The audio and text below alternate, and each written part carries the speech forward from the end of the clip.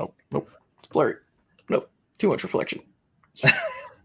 Hey, everybody. Welcome back to The Reel Down on Paddle and Fin. Another night, another great guest. Should be good. How you doing, Jimmy? I'm making it. What about you, buddy? Yeah, doing good. Doing good. This is my tomorrow starts the new noob tournament. You know, if you're just getting into tournament fishing and you want to check it out, but you don't want to spend all the money for a tournament, we have a $10 tournaments once a month. We do a noob tournament, and we also have a noob Facebook group. But this month, everybody's going to be going against me, so hopefully, I don't suck it up too bad. And so yeah, if you're trying to get in tournament fishing, it's a way to spend $10. And if you make a mistake, it doesn't really matter. Like we had one guy that was drinking beers out on a kayak and had to DQ his fish. And, you know, there's like people measuring fish upside down and all the regular kind of new stuff that people do. So it's a good way to get you into it for sure. Yeah, exactly. Well, and then you can't count them out, man. They've had some guys putting up some big numbers in the last couple of months. Yeah. Oh yeah. I mean, I think a guy had like 104 or something like that. What they were saying last night. That's crazy. And I am not going to put up 104 because I'm fishing. What's up, Pua? But I'm putting up some small fish this month, so it's not. Just in case everybody missed it, The Reel Down invaded the Noob Show yesterday. So if you haven't listened to it, go check it out on all your major stream services for your podcasts. You get to listen to us twice in 1 week. We talked about tackle storage and just storage and things like that on a kayak. So if you're trying to figure that out, looking for a new box or a new way to store your terminal tackle, me and you both, some of it we do different. So yeah, check that out. Some good information, I thought, and found out about strainers. Like I didn't know that as much about as what you did. So that was cool. What's up, John? John out there in California as well. What's up, buddy? The winner.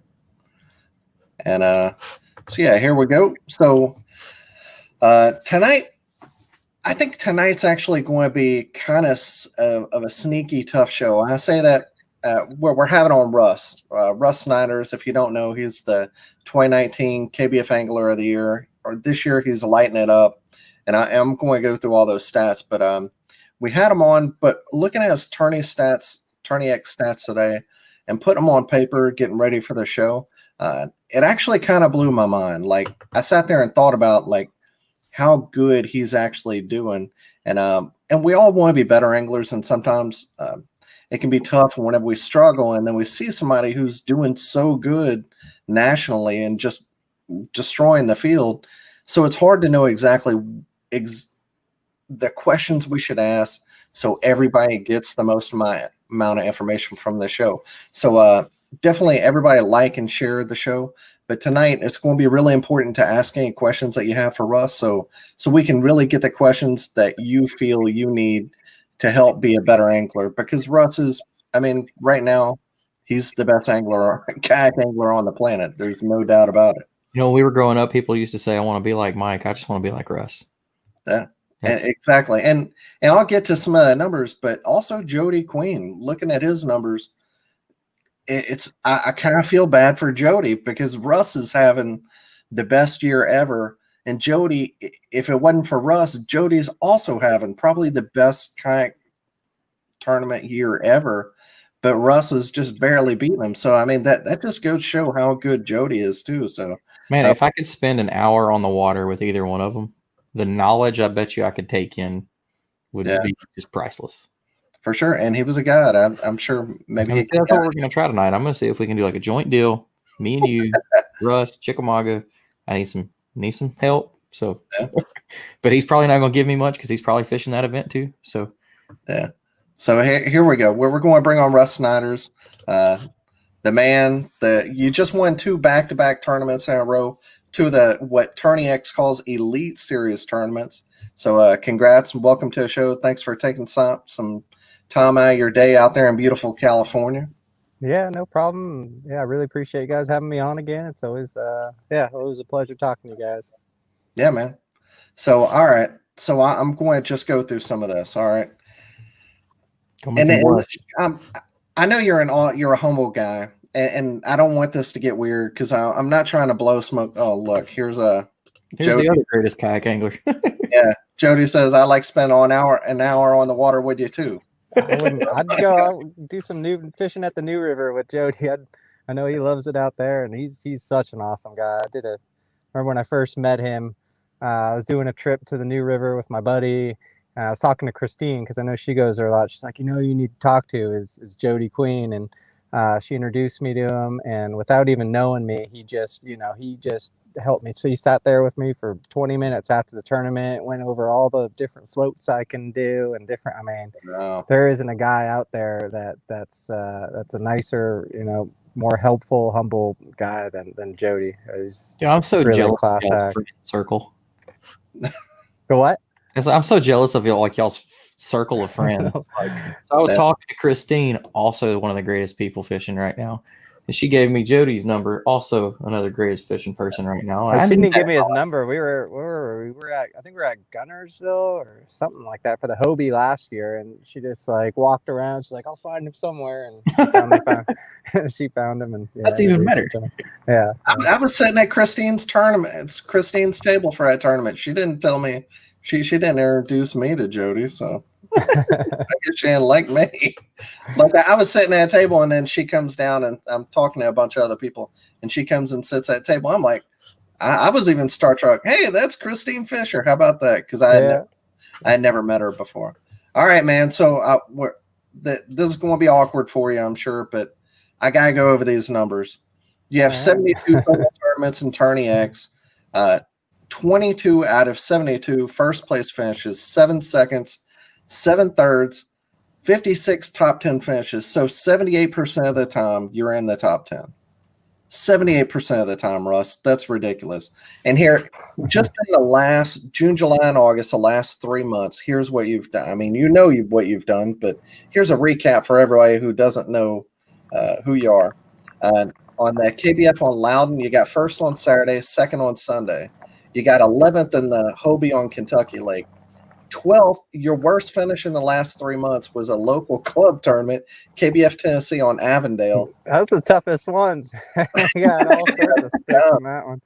Yeah, a lot of the guys that don't travel are ridiculous. KBF on Kentucky Lake, first on Saturday and first on Sunday, a double win. First on the Hobie on the Mississippi River up in Wisconsin. 10th on the Hobie on the Cal Delta. First in the KBF Super Trail on Clear Lake. First in that Bass event on Clear Lake. And if all of that wasn't enough, these 3 stats are what really blew me away. You're leading the Hobie Angler, B.O.S. Angler of the Year right now. You're barely beating Jody by 0.2, but you're leading that right now. It's also, you're barely leading Jody in the KBF AOY, so you're leading that right now. And B.A.S.S, they don't, and I had to get some of these numbers from like KBF. B.A.S, they don't have an AOY, but if there was an AOY, you would be winning that as well. So in all 3 of the major Elite Series tournaments, what Tourney X calls them, you're leading Angler of the Year. Nothing. And he froze up, or he's stunned. I'm going to go with froze. Yeah, probably.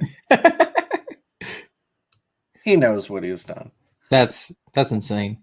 Yeah. You want to be ahead of one of those things. To stand back and be literally reigning on top of all 3. Like there needs to be another like award made for that at the end of the year if he pulls that off.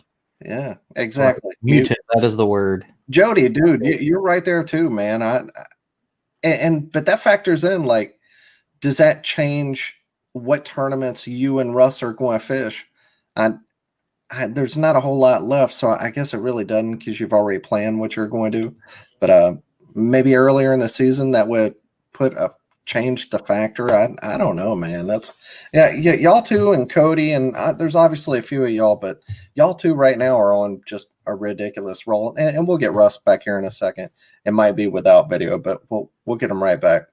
But I mean, as far as I know, this is the first time anybody's ever done like that.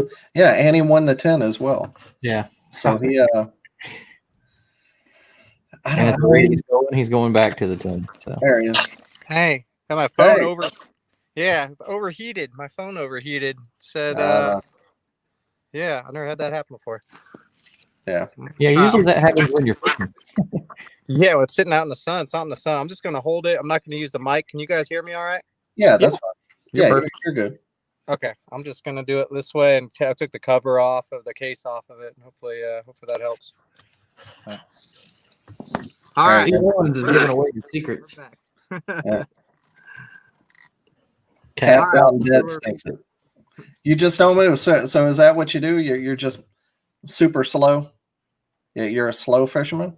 No, quite the opposite, actually. Fast. I cover water like crazy. I mean, I can slow down once I find them, but when I'm pre-fishing, I'm flying down the bank, flying. I remember, for this last Clear Lake tournament, or the first one, the KBF one, man, I covered like 12 miles. I only had 1 day to pre-fish. My truck broke down a few days before the tournament. I lost my power steering, and luckily I had a friend nearby that had a garage, and got the parts, and borrowed his garage and knocked that out and changed the pump and the steering rack and all that. And I had 2 hours. I got there like Thursday night, had 2 hours, fished a little area, and then I had only 1 day, Friday, only until 3 o'clock.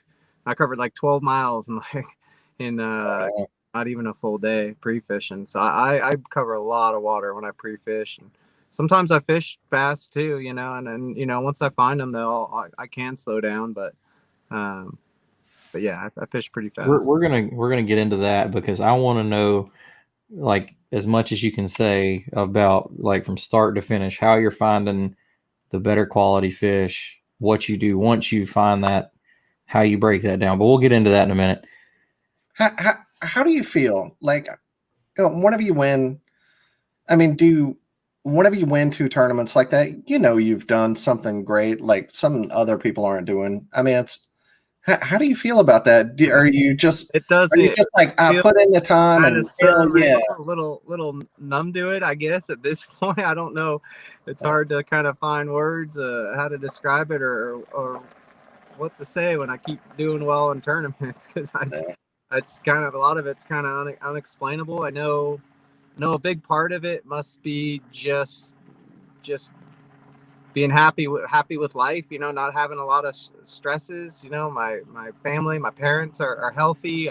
I'm healthy, and I'm not stressing about cash and right now, and or work, or there's so many variables, or relationship stuff, or throughout my whole life, it's just, there's always something that's happening that's kind of distracting me from fishing, and just life stuff that you have to deal with. And this is probably the first point of my life where I think just everything's just going so smooth, and just not much to complain about.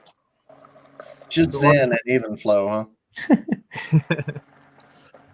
Yes, I can't complain, but it is a bit surreal, and I do work hard, and I've always kind of dreamt of succeeding like this in fishing. I just stuck with it, and like I said, had limited success. Growing. I've been fishing for a while. I've been doing tournaments for a while. First out of a bass boat, and now out of the kayak, and even out of the bass boat, I had some good tournaments and some success, but nothing like this. And it's not because bass boat, many people say maybe the bass boat side's a little more competitive or something, but there's really good fishermen in this kayak tournaments too. And whether a lot of these tournaments, like the one I just won at Clear Lake, I'm guessing I had close to 25 pounds, and the next day there was a bass boat tournament and it only took 22 to win.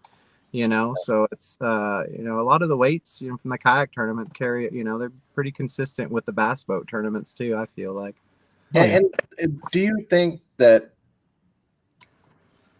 like, not to put down, I mean, you're obviously doing well. You've got everything figured out. You and Jody are killing it.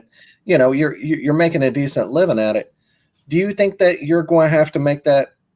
Are you going to try to wait for kayaks, the tournament scene, to get big enough, and hopefully you've done enough to where sponsors pay your way enough to where it can make things easier? Or do you really think you're going to have to make the transition back to boats one day?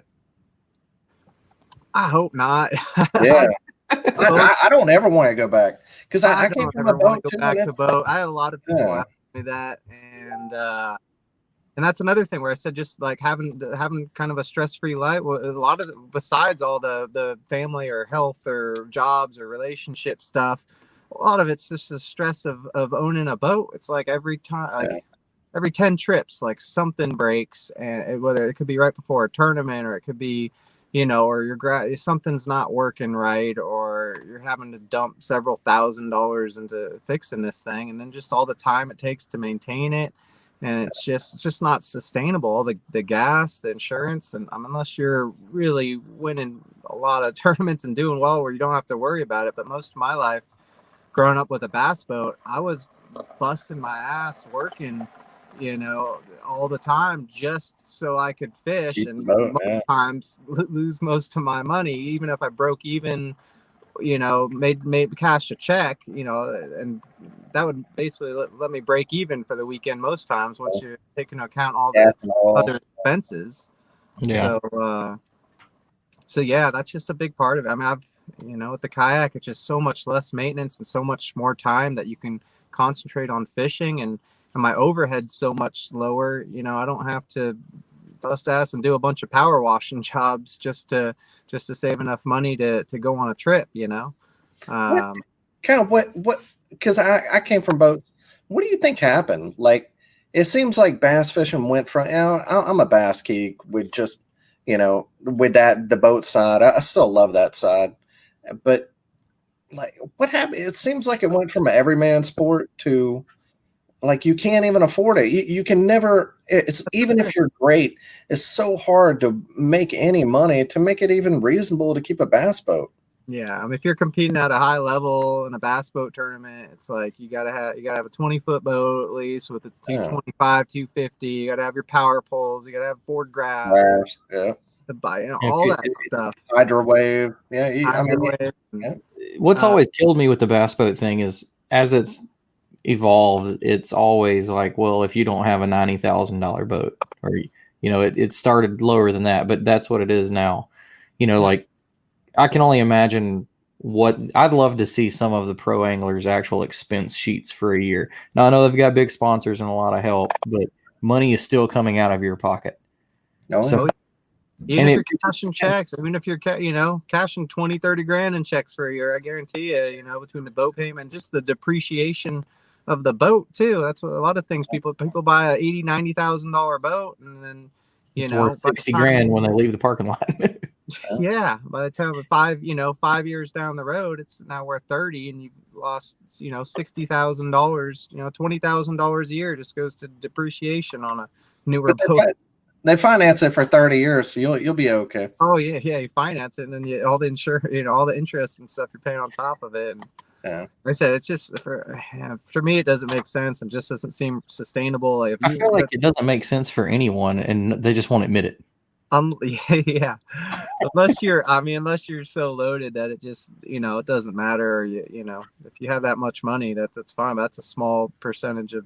We need to have like some crossover tournaments, like some major names in the bass boat world versus the major names in the kayak world, and just pray that the kayak guys show up and just shut them down. So be like, look, my $5 grand went way further than your 90 plus. So yeah, you're seeing more big names. Mike Iaconelli was in the Hobie, and then I don't know if you guys are I don't know if you guys are familiar with some of the names out west, but Jason Borofka, he's one of the top guys out on the West Coast. His brother David Borofka does a lot of the kayak tournaments, and convinced his brother Jason to jump into this last one, the Bassmaster at Clear Lake, and he's a really, really good fisherman. I talked to him about it. He had an absolute blast, and he did well too. He got fourth and got the big fish of the tournament. It was over 10 pounds. It was. Yeah. So, well, since you just won, and we have you here to talk about your tournaments, the last two events that you won, the Super Trail, KBF Super Trail, West Region on Clear Lake, and then B.A.S.S event. So, can you kind of set up Clear Lake for us? I know a lot of people have seen it online, on YouTube videos, stuff like that. But can you kind of set up the lake? Kind of tell us what we're looking at. I think he might have froze on us.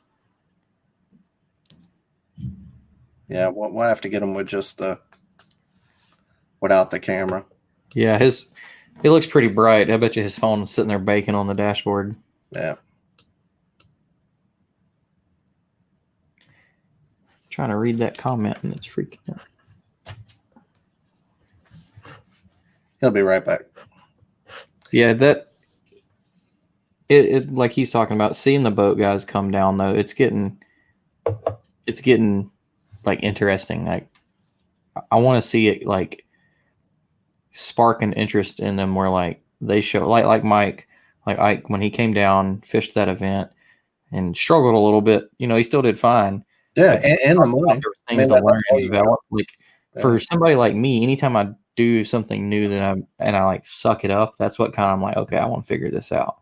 I would love to see a lot of crawl. And I don't even if they don't like leave the boat world, they don't have to leave. But if they start like mixing it up, doing both, you know, seeing some of the big name guys with like kayak brands on their jerseys and they're fishing, you know, the elite series in the boat and then come down and fish the Bassmaster events with us, that would be insane. Yeah, I think it's going to take maybe another couple of years to. Here he is. So Try doing audio only. Yeah. I don't know if that's gonna make a difference. It's still video for you guys, but yeah, my phone keeps overheating. does it? I got my iPad here too. I'm gonna try to run a hotspot off my phone and maybe use my iPad if it breaks down one more time. Gotcha. Sounds You good. should be good now. If you're just doing audio, you can probably get it down in a little shady spot. Yeah. Cool. We've got you really clear right now. Okay. Yeah, it's still video for you guys though. I don't know if I can. Yeah. Yeah, if they'll do it. All right. So tell us about Clear Lake. Kind of set up the lake and what it's like for most of us that haven't been there. Well, it's a natural lake. It's one of the oldest lakes in the country, I think. I don't know exactly. It's like several 100,000 years old, they say. But it's Wow. used to be it's a lot of volcanic rock. Used to be an old volcano a long time ago, and you know, right now it's the Bassmaster rated the #1 lake in the country for the past decade, and for how it's fishing right now, it is as healthy and alive as I've ever seen it. It's, you know, it can kind of break down the lake into two sections, the north end and the south end.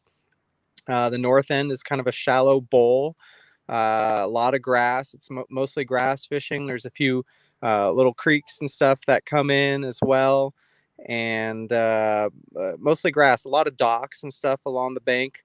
But right now the water, you know, the water is pretty low, lower than it usually is even this time of year. It doesn't fluctuate like the reservoirs do, but it's about I'm guessing about 5 feet down, which is pretty low, especially for that north end. Most of the docks and stuff only got a couple feet of water and whatnot. And but anyway, mostly offshore grass fishing. As you get to mid lake, you get to some more steeper, you know, rockier areas and stuff.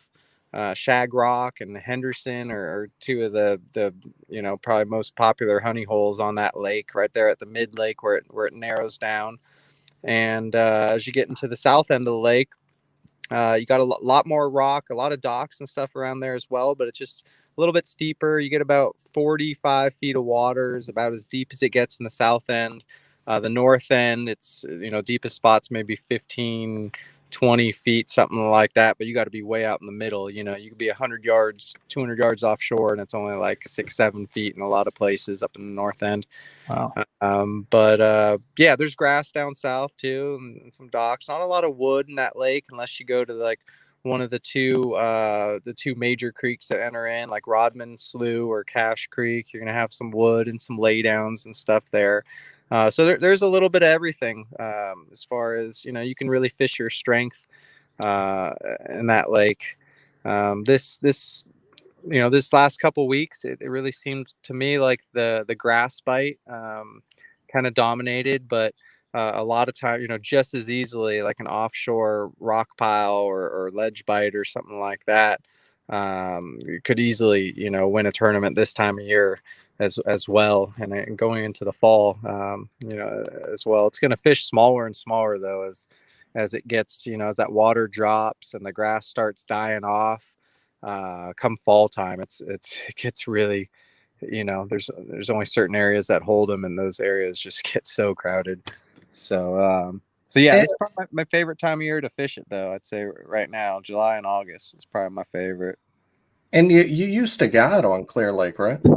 Yeah, I did. It was, I grew up in the Bay Area, and Clear Lake was about a 2.5 hour drive, so it wasn't close to me by any means. But I used to guide there, mostly there, and the Delta, sometimes B.A.S.S and Sonoma, a couple other lakes. But I'd say Clear Lake is, even though it was kind of the farthest lake away from me out of the ones I fished, it was the one I spent the most time at. And I did tournaments there for a while. Had probably my most success in tournaments was there. The Delta was the place I live closest to, and I fished the Hobie event there too. A couple weeks, I guess 2 weeks ago. It was the first one, kind of kick off the little West Coast tour here, and I didn't do so well there. And I think I've only cashed like 3 checks out of probably 50 plus tournaments at the Delta. That place, I've had some great days there, but it's with the tides and everything, it's like, man, if you find them pre-fishing, especially a few days before, most cases you're pretty screwed because it's going to change. You're not going to catch them. But Clear Lake's one of those places where once you figure them out and find a concentration of fish, unless there's like a drastic weather change or something like that, you're going to be good to go in most cases. It really, out of any lake I've ever been to, it, patterns and areas hold up better there than probably anywhere else that I've seen. So after you won the first one, you felt really good about the second one then? Once I saw the weather forecast and saw it was going to be the exact same thing all week. I mean, from the Thursday, there was a little bit of wind, I think, right when I started pre-fishing at Clear Lake before that KBF, and then probably that Thursday or Friday before. I know it was yeah. I guess I was just that Friday before. Yeah, Friday before I got out there, and it was calm, and stayed calm through the tournament. Just a light south wind, and then that whole next week, same thing. Just light south wind each day. One day it blew a little bit out of the north, but it was really smoky too. There was a ton of wildfires out there. Yeah. And there was a couple, depending on the wind would shift a little bit, mostly coming out of south, southwest, a little bit out of the north one day, but depending on, at times there'd be just giant plumes of smoke that would just come right into that little valley there, and you couldn't see. I remember Friday morning before the B.A.S.S, that morning, man, I woke up in the middle of the night actually and just smelled like there was a campfire right outside my truck, and you couldn't see a quarter mile. It was so thick, but it kind of helped the top water bite a lot too. It was almost just like having overcast conditions. That bright sun went away, and it was more of a top water deal. And I didn't, there was the KBF tournament the week before, there was some primrose and some hyacinth and stuff like that I was punching, but that never really came into play too much in the B.A.S.S tournament, just because that sun wasn't near as bright. Russ was on that good smoke night. Yeah, right. All right. So the first event, the KBF, tell us about that one. How did that go for you? And it's a 2-day event. I know a lot of, if everybody doesn't know, KBF has been doing Saturday events, Sunday events, but this was a super trail, so it was a 2-day event, right? Yep. That one. That one went well. I'm trying to think of it when I got. All right, so I got out. Okay. I'm just trying to get everything straight here. Getting the 2 tournaments confused, but you just know he won both times. It's a blur of winning. So pre-fishing, like I said, the KBF, I pre-fished a little bit up in Rodman. I started in Rodman Thursday. I had like 2 hours. Didn't really find much. Went offshore, found a couple. And then Friday, I launched at a state park, and I covered a ton of water. I started around the state park, ran all the way through most of Soda Bay, which is where I ended up fishing in the tournament. Fished most of Soda Bay, went down to Henderson, fished some of the deep rock on Henderson. Soda Bay, first of all, back up. So outside the state park is all grass and a couple creeks right there. So it's all grass flats. And as you start working from there, it's kind of the beginning of the rock. The Soda Bay area is the area that kind of has some rock and some grass, which I really think was a key to the key pattern, was having that rock nearby and the grass. And as you get into the mid-lake area of Henderson and Horseshoe and Shag, which I also fished all that pre-fishing. It's all more deep rock, throwing your deep diving crankbaits or you're dragging a jig. And did a little of that pre-fishing. I caught a few doing that too. And then I went all the way across over to the Narrows and Glen Haven. There's a bunch of kind of sandy area with some shallow, not super shallow, but some docks with like 5-6 feet at the end of them with some grass. I've done well there this time of year, skipping a swim bait under those docks, and tried a little of that too. And caught a couple fish kind of everywhere. I mean, doing a little everything, but I felt like Soda Bay had the most to offer as far as because it had the rock and the grass and the primrose and the hyacinth I could punch. It just had a lot to offer in a small area where I can bounce around from one little pattern to the next. And I caught them doing a few different things there. And anytime I'm kayak fishing, I really feel like that's the key is, if you catch them, having, even if I catch them doing one thing and I know, okay, this is a solid pattern, this is a solid area, I know things might change. So rather than just trying to beat that, flipping that deeper grass, let's say, to death, I'm going to go up shallow and work some rock, or I'm going to flip some hyacinth. I'm going to try to, even if I don't catch them doing that pre-fishing, at least I know that it's an option or something to fall back on if my main thing isn't working. So after that KBF tournament, I started up on a couple of these islands with some shallow rock and grass and started throwing a buzzbait. And it was like, I mean, right off the get-go, I was like every 3 or 4 casts, probably I was getting one that first half hour. I think I had a limit in half hour and lost a few. So the bite was fast and furious. They were really dialed into that black buzzbait, and that bite died off. So then I went across the way and started working some deep, kind of some 45-degree bank with some rock and some grass patches, and started flipping that with a little 1/2 ounce, creature bait. Then the sun came up a little higher, and I got underneath that primrose, some primrose and some hyacinth, some mats with like 10-12 feet of water under it. And I'd punch that with like 1.5 ounce weight. Got a few doing that. And then once it got later in the afternoon, there was some offshore grass growing in like 8 to 12 feet of water. And they would be busting everywhere. They started busting. It was around 10, 11 o'clock. They start busting on silver size, just little tiny minnows. But it was tough to catch them when they're doing it. They were so dialed into that little bait. But, I started catching them. I'd throw a frog on top of the mats, and I just let it sit there. If you landed on the water, they wouldn't touch it. You had to land on the they're little tiny, just where the grass just topped out and create a little canopy just offshore. And you have to cast it right on top of it and just shake it there and just let it sit there, because they were there. You'd see them busting all around it. But, just kind of, eventually they got so curious that once they either bust through the mat eventually, or right when you pulled it off, they'd come up and get it. And it was a combination of all that stuff for the KBF. And the next week, the Bassmaster, I tried to just kind of duplicate it and run the same thing, except I started off on that shallow rock, and I didn't get a bite. 20 minutes for that last week. I was like every few casts, did not get a bite for like 20-25 minutes. Knew something was up, so I started paddling across the cove to the other kind of 45-degree rock bank with the isolated patches. But on my way there, I was passing some of that deep grass out in 8, 10, 12 feet of water, and saw a few boils. Usually they hadn't been moving into that grass until the afternoon, but I saw them boiling and started casting a buzzbait, started catching them there. And pretty much that's where I caught all my fish in the Bassmaster. I'd run to I'd fish that area, and they'd get, they'd catch on to me a little. I run up to the bank and fish a little, give those fish out there in the deep water a break. And never got anything up shallow though. Every time I went up shallow, didn't get anything. I go back out deep and I'd get them. And maybe it was a good thing though that I gave them that time to kind of reset each time though. So I don't know. What's I know you're an iRod guy. What's your setup for buzzbait fishing? I'm using a 7.3 3 power crusher series, iRod crusher series. I'm using it for my buzzbait and my frog. And I was throwing a 3/8 ounce buzzbait and throwing it with 40-pound braid.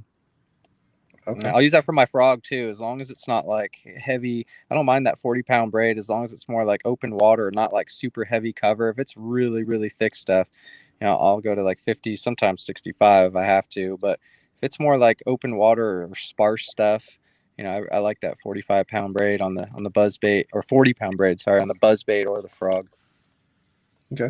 And what you were saying, you skip swim baits under docks. What kind of swim bait are you using? I've never skipped docks with swim bait. I'm crazy.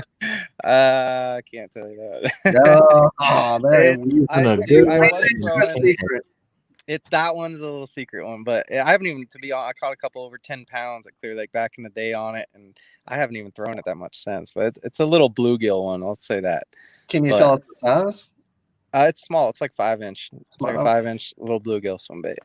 But they wouldn't hit it. I did throw a swim bait though, pre-fishing for the KVF, and I caught 2 ginormous catfish. One of them was big. I caught one about pushing I'd say 18 pounds. I don't weigh it, but 18-pounder on a swim bait. And then 5 minutes later, I got one, and it was a giant. It was pushing. It was a channel cat too, and the lake record I heard was 33.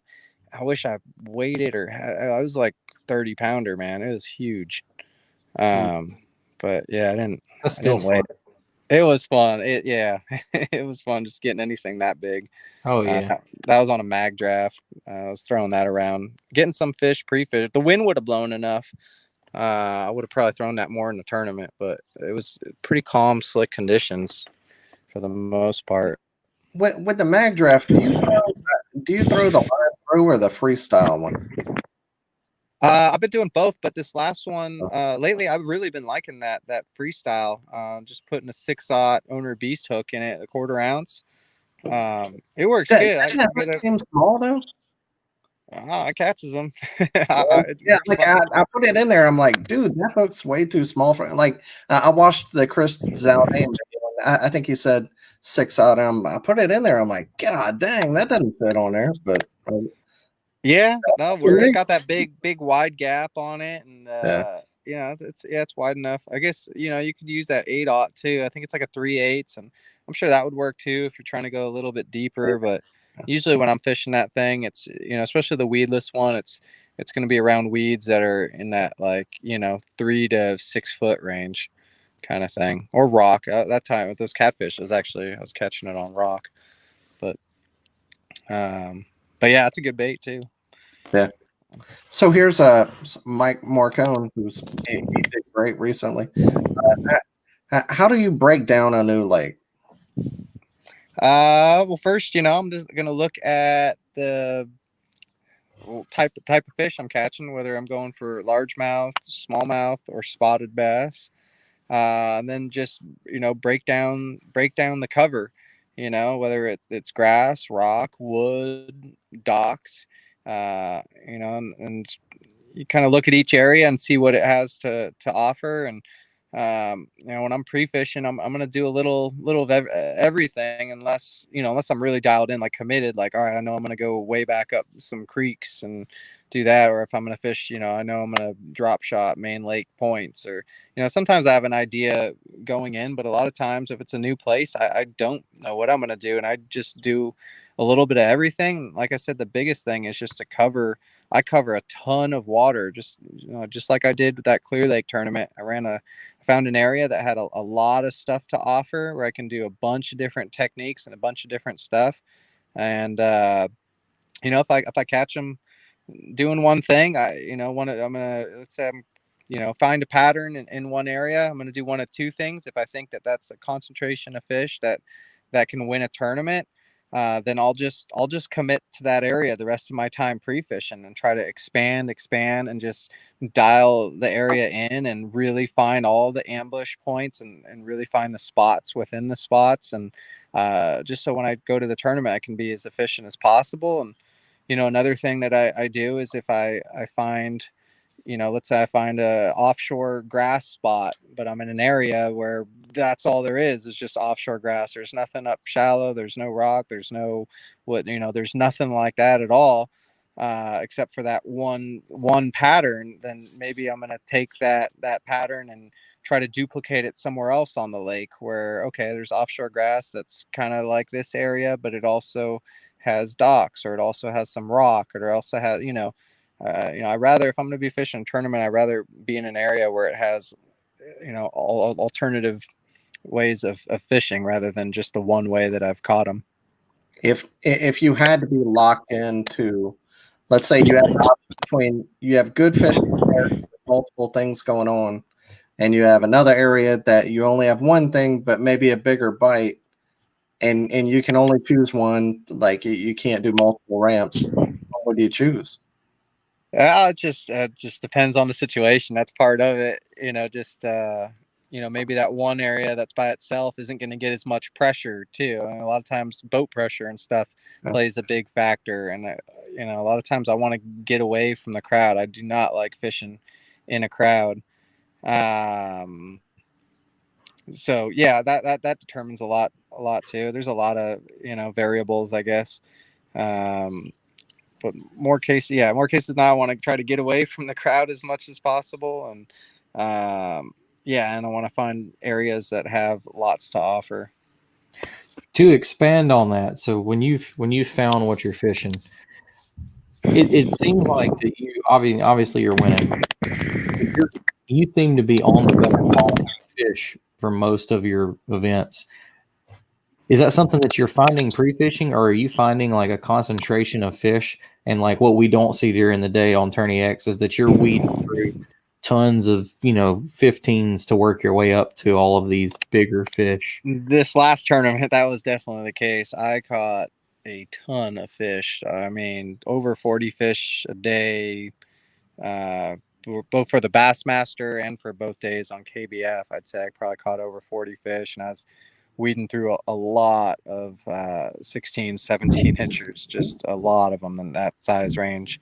But other tournaments, I'll only get 10 bites and 5 of them on the being good ones. I'm telling you, a lot of it is just, I can't even explain it, because I've been fishing long enough to know that it just, good luck doesn't always come your way like that. And it's just every tournament, I just stumble across something. I don't know. I don't know. I can't explain that. Well, just plenty of times I've been fishing. I know. Yeah. But yeah, there's plenty of times I go out there and I'll catch nothing but a bunch of little ones. And I guess the last one I could think of was Gunnersville Hobie, where, I was catching lots of fish, but I couldn't get anything over that 17-inch range. They were all 15, 14, 13, 14, all that size. And that happens a lot, a lot of times, or a lot of times you'll find an area with big fish, and during pre-fish, and you'll come back and the big fish are gone and all the little ones are there. And lately that hasn't been happening for me. That's all I can say, I guess. So what do you suck at? Like, is there a technique or something that you're like, I cannot throw that? That just, it doesn't work. I'm not too good. I'm not a really great offshore as far as, worming. If I have to fish slow and have to fish offshore and like use my electronics and drag a worm around offshore, or fish, I can drop shot and do that too. I was doing that in Mille Lacs. After the Hobie tournament in Wisconsin, we went out there and had to do some stuff that I was definitely a little more out of my element. And I'd say most of these tournaments I've been power fishing up shallow, either flipping or frogging top water, or fishing a lot of grass, chatterbaits, spinnerbaits, but more times than not, either power fishing or flipping. I guess when you're flipping, you're slowing down a little bit, but if I have to, even just dragging jigs out deep on rock and stuff like that, or drop shot and or shaky head, I can do it. I feel comfortable, but I feel like I'm way more of a even playing field, where I just I feel like my advantage is just making as many casts and working as fast as I can and cover as much water. And I said, and I know, I got a good sense for when I do find fish and when I do need to slow down in an area. I feel like lately I've been, knowing when to do that and when to not do that. But, don't get too stuck on fishing. If you're fishing, I'm fishing slow and I'm not catching anything for a little while, I'm not going to keep fishing slow. I'm going to start moving. This could sound like a stupid question, but you can look at it a few different ways. When you're pre-fishing, when do you consider I have found the fish that I need to catch? Because obviously somebody be like, well, it's when you catch 3 or 4 in a few casts, but there's more to it. It's like when do you know that you have found an actual pattern on fish that you think could win the tournament? Like, is there any certain thing that you look for? It's a hard question to answer. If I catch a couple fish doing the same thing in an area, a couple good ones, anybody, a lot of times I'll be going down the bank. It'll be tough fishing, and I'll catch one little one on this bait, and then one little one on that bait, and then maybe I get one big one on one bait. I still don't look at it like I found something unless I keep using that bait or find catch another big one in the area. If I can catch 2 big fish in an area, then I get more of a sense that it's not luck and that there's a concentration of them around. Well, Chris had a question here. Now that you've kind of become so successful, are there guys following you around in kayaks, like local guys, whenever they see a tournament coming, following you around like they would KVD in a tournament or something like that? No, not quite that. There's a couple times I'll catch them pretty good one day, and the next day I'll have a lot more company at my ramp. But but that's part. Maybe once you get that big iRod Dakota Lithium wrap on there, yeah, you get the right. Yeah, my truck does stand out a little bit. It's a little different than most. So yeah, people recognize it. Logo on the front, right? It's the whole front end is a Kayak. I've had this truck. I was the original owner of this truck. Got like 400,000 miles on it, but I was like 19 or so. I probably only had it about a year, and I rear-ended a friend of mine and damaged the whole front end. So another friend had a body shop, so we put a whole. He's like, talked me into putting a Cadillac front end on it, and so the hood, the fender, the whole thing. It's all Cadillac front end. It's a little different. So, if talking about wraps, you have I know you have a wilderness system. You want a native 10.5. Why don't you have a kayak sponsor? I will at the end of the year. I'm thinking. Right now I'm comfortable fishing at what I'm fishing at. I've had a lot of different companies approach me and make offers, and kind of told everybody that for right now I'm gonna just kind of fish out of the kayak that I'm fishing out of, and then once the season ends, I'm gonna I'll go with a kayak sponsorship, and it'll give me some time to kind of learn the kayak and trick it out and just do all the little adjustments that takes a while once you the boat or a kayak. Just for anyone that's a methodical thinker, if he's having to figure it out, it's not a boat that he's in. So just think about that, folks. Yeah. I mean, really, and you're having such a great season. Don't change mid-season and get out of your comfort zone. Is there any hints you can give us? No. I'm sure everybody's approached. He's going to show up on a stand-up paddleboard and just whip us. I haven't even 100% made my mind yet, but I'm pretty sure. It might be in that Halloween AOY Hobie at the end of the year. That orange. Oh, that AOY. More than that, I want to take it to Hobie Worlds. I don't care if I get AOY. Even fourth place will work, because I think Jody's he's right up there for AOY, and he's already in. So I hear it's going to bump down to 4 places if Jody's in that top 4. So I'd love to go to Hobie Worlds. That'd be a really cool experience. Yeah, Todd had a great question here. What's your most memorable win over the last 12 months? Is it the 10 or I guess KBF AOY?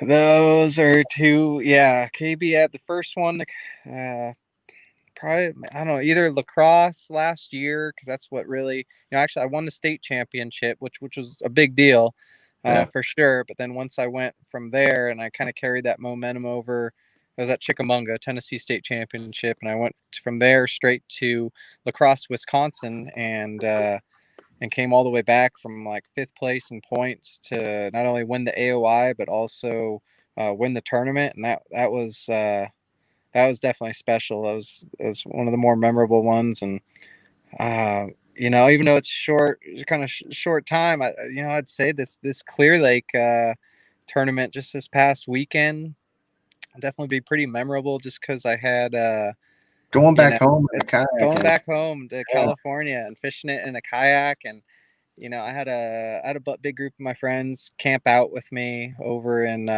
Lakeport. They're not, they're more just friends I grew up with. None of them are fishermen or anything like that.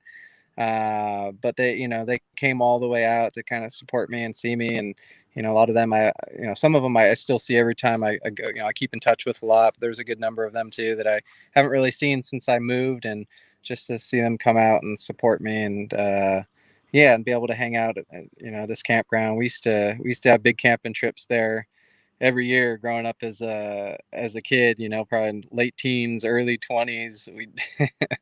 We'd take over the whole campground. We have it'd be pretty crazy, but a lot of memories there. So it's special going back and being able to hang out with a small, close group of friends and have all that success that I had out in Clear Lake. It was really cool.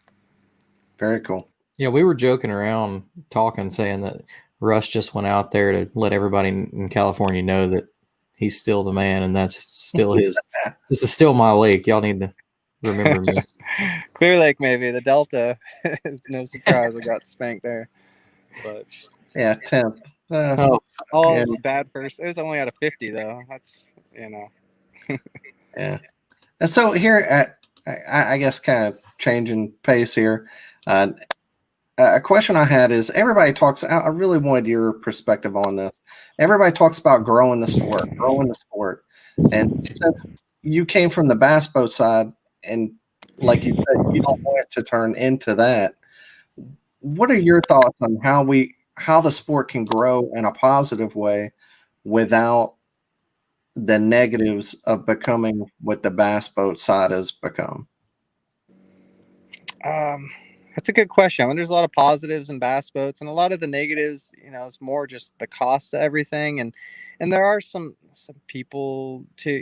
I mean, there's great people that are in the bass boat, and but there's also a lot of kind of cocky, people that kind of think their crap don't stink, type of thing. And maybe some of that comes with money. In order to have the bass boat, you got to spend, you got to be pretty wealthy. And I guess more times than not, like people that are really wealthy and have a lot of money seem to be a little less humble. And maybe that's part of it. I don't know. But I think a lot of it too is just not just just the cost of the tournaments too. Because when you're doing a big high level bass boat tournament, you're having to drop like $1,000, $2,000 like on an entry fee. Right. That's a lot of that's a lot of money, and a lot of people. The rich people, maybe, not very humble, but also the people that are just barely getting by, like I was when I was doing the bass boat tournaments, or a lot of other people that are just working their ass off just to be able to get to fish these tournaments. When they lose, they got a lot at stake. They don't cash a check. It's that's taking a lot of money away from them and their family and all that. So being having the entry fees where it's at with the kayak fishing, even if you don't win, at least you're not putting a big, divot into your bank account. I think that probably has something to do with it. I think if the these same kayak guys were spending $1,000, $2,000 on an entry fee, you'd see, it would it would be a little bit different, I think. With all that being said, protecting their water and not be more of the same stuff that you're dealing with in the bass boat world. With all that being said, would you want to see any of the series have that higher level event with $500 to $1,000 entry fee? I don't know, to be honest. I mean, I'd fish it, don't get me wrong, but I don't know if it's gonna. I think it's gonna change. It'll change the sport a lot. Exactly. Make it a lot more like the bass boat world once you kind of have those costs. Yeah, I mean, I'd like to see the sport continue to grow, and that's part of what it takes to grow the sport and attract more sponsors, and get more either TV time or just get it in front of more people. That's a good thing, but it will come with a cost, I think, by doing that.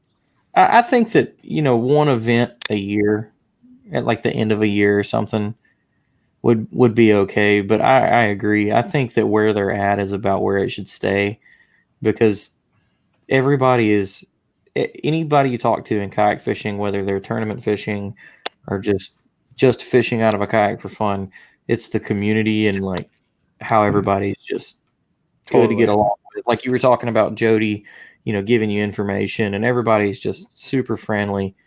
And I hope to see it stay that way. Yeah, I hope so too. I really do. I think it's, my opinion, it's just an opinion, but I think it's where it needs to be right now too. And it's entry fees are at a good spot, or getting good numbers, and maybe it'll evolve, but I think pushing it to that point too quick might be a bad idea. I don't know.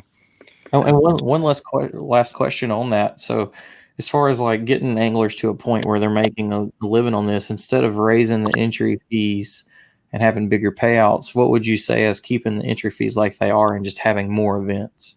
Would you think that'd be a better move?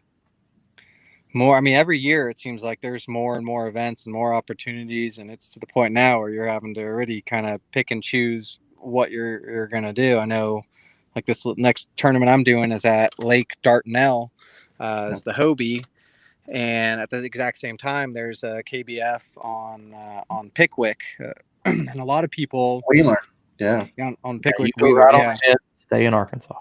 And I'm gonna, because I have an easy decision now, just because I won that Clear Lake event because it was a super trail. But if you're chasing KBF points and you don't have a super trail under your belt, you got to do the Wheeler, instead of the Hobie.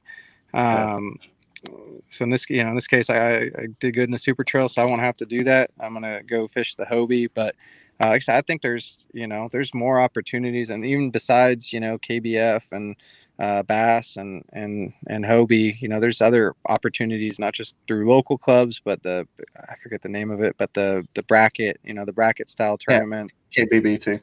Yeah. So stuff like that. There's just every year there's just new things coming, and having it, part of me also worries that it gets too saturated, where it gets spread too thin. I've seen that a lot out in the West Coast here growing up, where one tournament organization will be doing all right, and then the people won't be happy with one thing or another, and then a new organization comes out and everybody goes to that, and then another one gets kind of like you're seeing here with luckily right now it's still, everybody's still getting the numbers, but because the sport's just growing so fast. But if you get too many trails out there, too many opportunities, then it's going to kind of hurt everybody, I think, because they're not going to get the numbers that they need to to support their organization.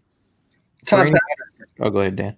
Todd Patrick asked here, are you interested in the KBL thing? Is that something you were at the 4-team or the 6-person team deal? I'd be scared because I'm going to fish at. I'd be scared if you were on a team. Like I can imagine. I think we just got one together. You don't want to know who's in it. Oh my, yeah, I can imagine. And I had said that if a Tennessee team gets together and really like puts a hammer down on making a real team, it would be scary. I'm gonna make this a picture and post it as a graphic. It's gonna be, you don't want to know who's on my team. You don't want to know. Y'all heard it first. It's already planned. It's happening. It's over. You will be on a team. It looks that way. We just got it together here in the last few days, but from what I've seen, yeah. Well, where I need to learn more about it. I went, I got the kind of breakdown of it, just skinny of how things are going to go to, the format and all that. And I said, all right, sign me up. But well, Craig, you need to start a Tennessee team, Georgia team there, buddy.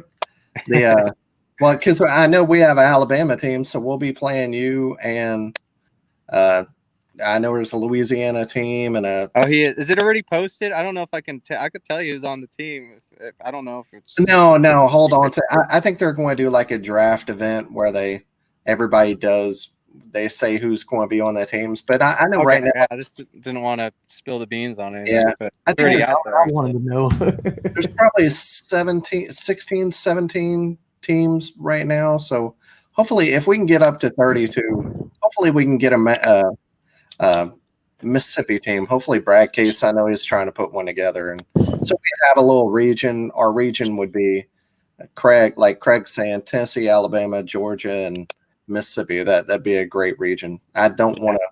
I mean, we have a great team already set up, but I don't want to fish all. That's terrible. I'll give you a hint though. There's only a couple guys. There's only I think 3 of the guys in our. It's a Tennessee team. There's only 3 guys are from Tennessee, I think. So. Oh, that's even worse, man. Well, if you break it down like that, Russ isn't from Tennessee. Yeah, like, I'm not. Like our team is so good. The lakes aren't the lakes that we're fishing are still just as close for them as me, pretty much. But yeah, we'll see. Well, I was really looking forward to KBL till now. I knew this would happen. That's why when you asked me about it, I was like, nah. Not a chance. I probably shouldn't have said anything. Hopefully they still get the 32 teams. Let's see. Everybody that was creating a team just said, nope, never mind. Yeah, hey, if you want to put together a team, it's the best, like if I want to go fish Hobie or anything else, I'm fishing against you and the best in the country. I don't want to fish against, the B team. I want to go against the best guys and see how I am, but we have a stack team too. So watch out for Alabama. It'll be fun. But I'm not talking smack, man. I'm sorry. I take that back. But no, we don't want to hold you up. It's been an hour. We appreciate you being on, and congratulations on all your success. And I'm sure it'll continue. What do you have coming up next after Dardanelle? Oh, the Hobie Coosa. Lanier. I'm gonna do the KBF at Lanier. Okay.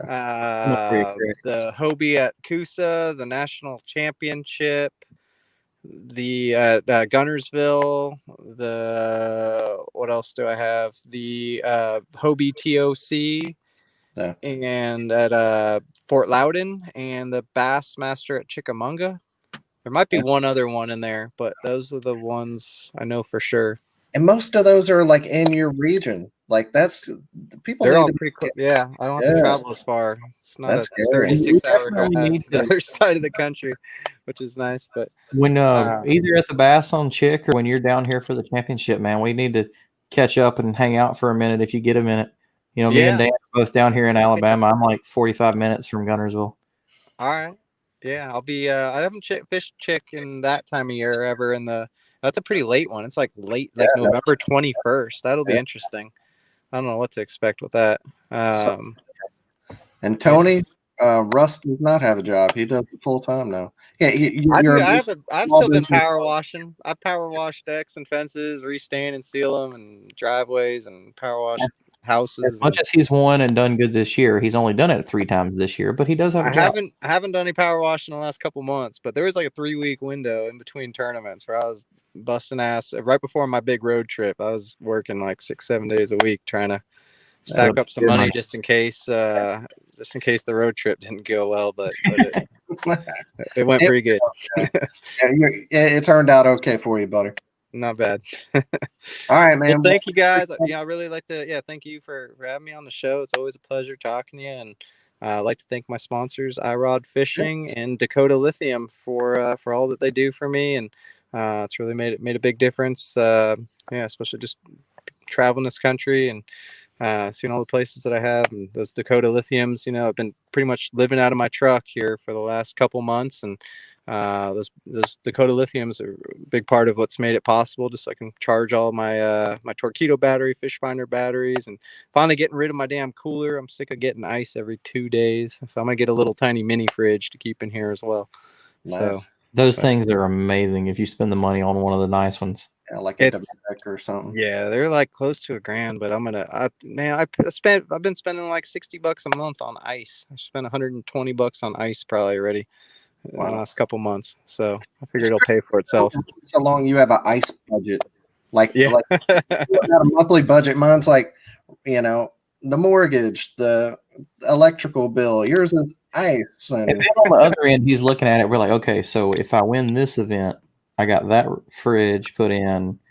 I got the front end built on my truck. So the next event, that'll be like food money. Yeah. All right, man. Well, be good and be safe. Travel back from California. Right. Thanks, Dan. Thanks, Jimmy. Have a good one, Yeah, man. guys. Have a good one, man. See you in 2 weeks. All right. The man himself, the future legend. He's like, if there's a kayak Hall of Fame, like he's there. Etching his name into it. He stamped it. He didn't have to etch anything. He's amazing. All right, but we'll go over all these other events, and as always, if we have a 30 angler limit, because we can't talk about every club out there, but if you ever want us to talk about your club special event, let us know and we'd be happy to do it, especially charity tournaments. We definitely want to help anybody out there. But and we didn't talk about this before, but the KBF Super Trail out there had 74 anglers. Day one was Russ with 95 1/4. Damian Towle, who is just on fire this year, 94 inches. Greg Blanchard, the YouTube phenom himself, 93 1/4. Day two was Mike Ensign, 97 1/4. Had the big bag at a tournament. Second was Russ, 92 1/2, and Greg with 91 1/4. So they were both real consistent. And overall, Russ came in with 187 75. Beating out Mike Ensign by 1.25 inches. So that was that one. The Clear Lake event, that was a 1 day one. Russ had 100 even. That's awesome. I feel like it's always like a stamp, like like this. 104 is cool, but like 100 on the dot, like check me out. Yeah, but 100. I mean, I think that's first time it's been done since BAM did it out in California last year, right? I mean, 100 inches just don't happen. Tasmua, another hammer out there, 94 1/2. We're saying his name every week. And Will Dowd Martin, I didn't get his number, but he got third. Next up, KBBT Team Relay. That was this weekend. 11 teams, 44 anglers. First place was Legacy Bound. That was their team. 95 1/4 inches. That had Mark Coates, Team New, Doc Acosta, Derek Brundle, and Bobby Morin. Congrats to them. Next up was KBF on Tennessee, Percy Priest, 39 anglers. Adam Reiser with 88 1/4. He got first. Richard Clemens, 87 1/4, and Josh Stewart, 85 1/2. And that's two people who, they're probably on that team, and that's scary. Both Adam and Josh, I would guess. Yeah. If I were going to make a Tennessee team, those two, they would be on it. They're two bad dudes. NYKBF on Cayuga Lake. 47 anglers. Darren Schwarnbeck with 55 1/2. Scott Reynolds, 53 1/2.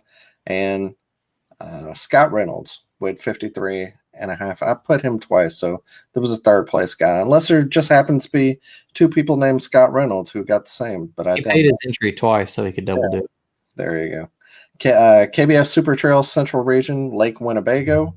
You had the champ Mike Elsey, 84 inches in first. Jeremiah Burrish with 81 1/4, and Hernan Sebastian with 80 1/2. Next up, Nebraska Kayak Anglers it was a Omaha Metro Classic, 4 lakes, I think. 53 anglers. Kevin Workman got first, 83 inches. Nate Gloria, 80 1/4, and Andy Moore with 79 1/2. And then the River Valley Kayak Anglers on Dardanelle. So I guess they're practicing for the Bass event coming up. The Hobie, I mean. 30 anglers. Chris Jones with 75 1/4. Fanny Famosa with 72 1/4. Not a name you hear very often. And Chris Hartman with 72 1/4 as well. Kayak fishing Utah, and they had cheaters. They They caught 2 people cheating out there. Yeah. Oh, I saw Aaron Mathes's that's guest we had on not too long ago. She's the tournament director, and they had 2 people got DQ'd. So yeah, they were cheating. It didn't go into a lot of detail, but definitely 2 people were cheating. I'm gonna have to look into that. Yeah, they were on Jordanelle Reservoir, 46 anglers, and we're going to I put that in my notes. One day we're going to do a cheating episode. I really want to talk more about that subject. But Chris Spencer, I got to keep all my comments to myself on that one, man. I'd like to get a lot of tournament directors and kind of talk about maybe we can flesh out some things that we can change in the sport or things we could do differently. Oh, yeah. Who knows? Not to get on this rabbit hole, but as a majority, I feel like in our sport, cheating doesn't happen a lot, and you'd usually, if you suspect someone of cheating, they're not winning with the cheating. I mean, there's a few cases you could say yes, but for the majority, no. So, but Chris Spencer, and I think these were the numbers. They were the numbers that were in there today. So I'm sure they would have been taken out. I don't want to give any credit to anybody who cheated, but I'm not saying that these people did. This is what was in Tourney X today. Chris Spencer with 61 and a quarter, Bill Strong second with 60 and a quarter, and Nick Brown in third with 59 and a half. And last but not least, Cincinnati Kayak Fishing Charity MLF style tournament, 68 anglers. These numbers are ridiculous. Number first, Jack Stenor with MLF style tournament, 455 and a quarter inches. Second place, so it's 455, and that went down to Michael Pepin with 231.75. So he won by gap 120 inches. He almost doubled the field. Gap. His dad had 160 in third. So 68 anglers. First, you have to 455, and third was 160. If you're Jim, or you have to be so proud of like how good your son is and his attitude and all those things. But at the same time, you got to be like, man, why can't I beat him anymore? Like when like I don't know, slash his tires, ground him. He's still young. Like, oh, I know you. Yeah, a big tournament coming up. You're grounded. Give me your chatterbaits, your buzzbaits that you're out. Like he's so good, he ain't going to get grounded for anything. Yeah. Well, there. Check out his charity tournament coming up if you haven't. Yep, exactly. Sign up for it. It's not much, $20, $30, something like that. You can find it on tourneyx.com. I don't have the information right now, but yep, check that out. And as always, thanks again to Russ, and thanks for probably serious bass. He has like bass arm. He has bass leg. His whole body is just torn up from bass. Up. But thank y'all for listening as always, and we'll be back again next week. And as always, make sure to wear your PFDs.